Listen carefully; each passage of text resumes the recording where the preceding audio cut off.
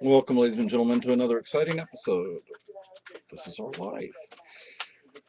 I I just got her claw stuck in the sweater on the back of my chair and couldn't move. I wanted to, sometimes I tell you, my viewers, Oh God. stories about my past and things like that, and I thought I would tell you something that happened during the Second World War, Oh God. um, in what later became known as the Bulge or the Battle of the Bulge. Um, I was with two other guys from my unit. We don't know where the other ones were. They were somewhere. Um, anyway, we were in a foxhole. We were in the forest, and we were just kicking back. And one of the guys pulled out some uh, marijuana. And I had never, heard or seen this stuff. I mean, I've heard of it before, but I'd never, seen it or used it.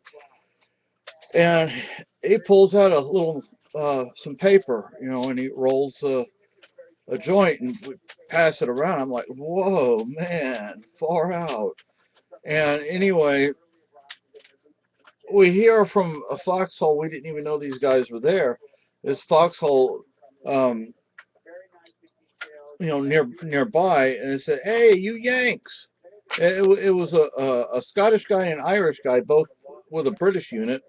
Actually, they weren't with the same unit. They were like us. They had just kind of gotten They're lost, actually and they wood. found each other. They're actually wooden dominoes. Oh, good. They're thin, aren't they? They're kind of thin. So, They got like a put in a box. so they said, hey Yanks, can we share some of that? I'm like, yeah, sure, come on over.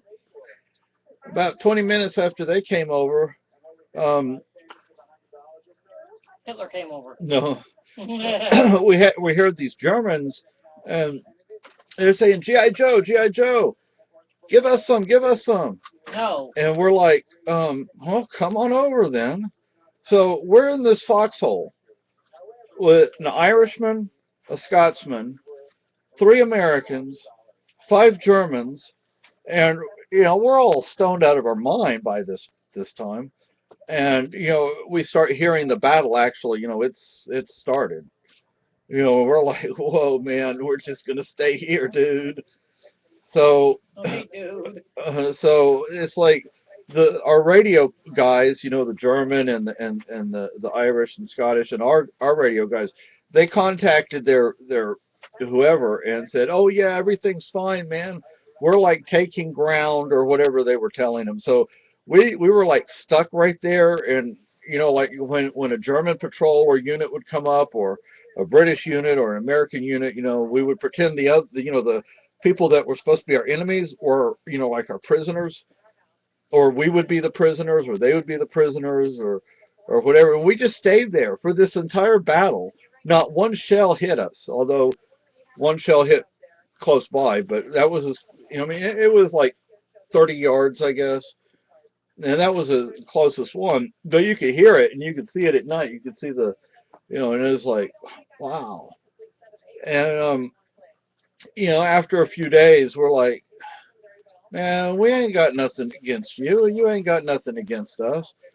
So we became French, and we all learned to speak French, and we went and we lived in France, and I lived in France till the 1950s as a Frenchman, and so did the rest of the guys. Eventually the Germans went home, and the Irishmen and the Scotsmen went home, but we Americans, we stayed. We became French, and well, for me until the 50s, and I got a fake ID and came over here. But I just thought I'd tell you that story about what happened in the Second World War.